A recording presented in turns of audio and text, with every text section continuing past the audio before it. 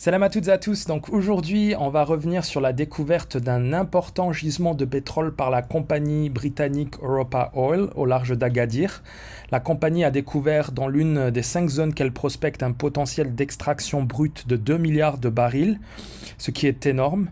Donc 2000 millions de barils exploitables, avec un prix du baril qui tourne autour de 70 dollars. Ça fait potentiellement 140 milliards de dollars de richesse pétrolière, ce qui est l'équivalent du PIB du Maroc.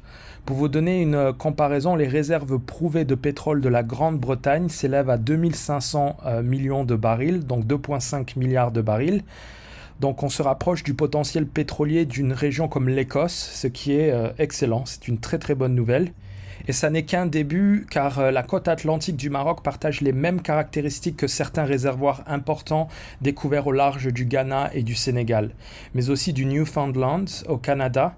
Le Maroc était rattaché à la région du nord-est du Canada pendant durant la Pangée, donc la période où tous les continents étaient rattachés. De très importantes réserves de pétrole ont été découvertes au large du Newfoundland, 10 milliards de barils, et ainsi que d'importantes réserves de gaz, plus de 13 milliards de pieds cubes de gaz. Donc le Maroc a un potentiel énorme qui devrait attirer de nombreux investisseurs étrangers et faire du Maroc un acteur important dans le secteur des hydrocarbures. Avant cette découverte, les réserves du Maroc en pétrole s'élevaient à seulement 65 millions de barils. Donc on est passé de 65 millions à plus de 2000 millions de barils avec cette découverte. Ces 2 milliards de barils pourraient à eux seuls subvenir à la consommation nationale du Maroc pendant de très nombreuses années. Europa Oil a entamé les démarches pour trouver des financements pour exploiter ce gisement. La compagnie a un contrat à 75-25 avec l'Office chérifien des hydrocarbures et elle devrait vendre une partie de sa part à un géant du secteur pour pouvoir justement exploiter ce gisement pétrolier. Contrairement à ce que beaucoup pensent, le ratio 75-25 n'est pas forcément mauvais pour le Maroc. Ce ratio sera très certainement révisé grâce à cette découverte car désormais le Maroc est un marché à fort potentiel pour les compagnies du secteur pétrolier, ce qui lui permet de renégocier les prochains contrats à l'avantage du pays. En gros, on n'a plus besoin de prouver que l'on a du gaz et du pétrole grâce à cette récente découverte. I mean, just a couple of words about it. It's a very exciting license offshore Morocco. It's on the same trend as the West African discoveries that have been made up and down the west coast of Africa over the last few years, both in oil and gas, similar geological horizons. So it's an exciting area to work in, very welcoming. These are, very large prospects that we're looking at. We've got over 2 billion barrels of prospectivity that we're working on there. Nothing we've seen is under 200 million barrels in size. So it's significant. And it's a country which is taking its ESG responsibilities very seriously.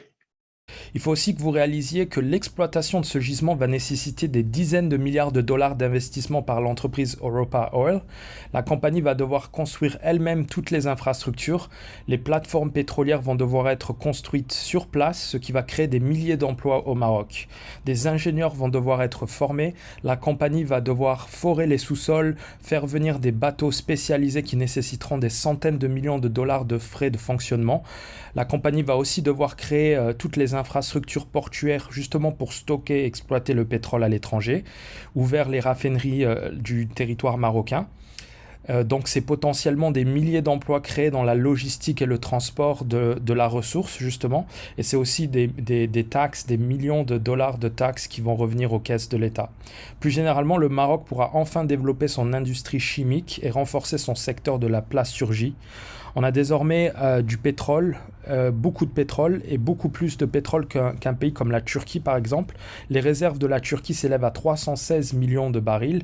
C'est donc une très importante nouvelle pour le Maroc qui devrait ramener des milliards de dollars de recettes supplémentaires aux caisses de l'État, qui devrait permettre de financer plusieurs grands projets d'infrastructure, notamment dans le solaire. On imagine que l'État va pouvoir utiliser ses ressources en taxes supplémentaires pour financer des grands projets structurants dans l'énergie solaire et l'éolien par exemple.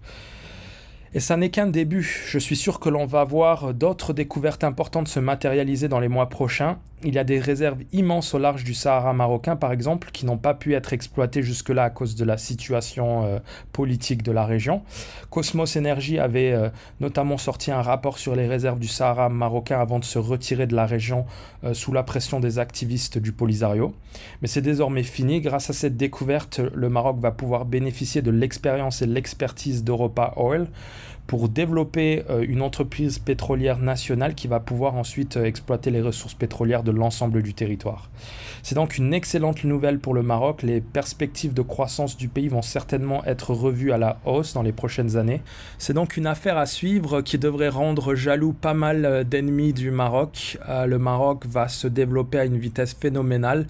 Je l'ai toujours dit, la décennie à venir est la décennie du Maroc. Donc on va voir ce que ça donne. À bientôt!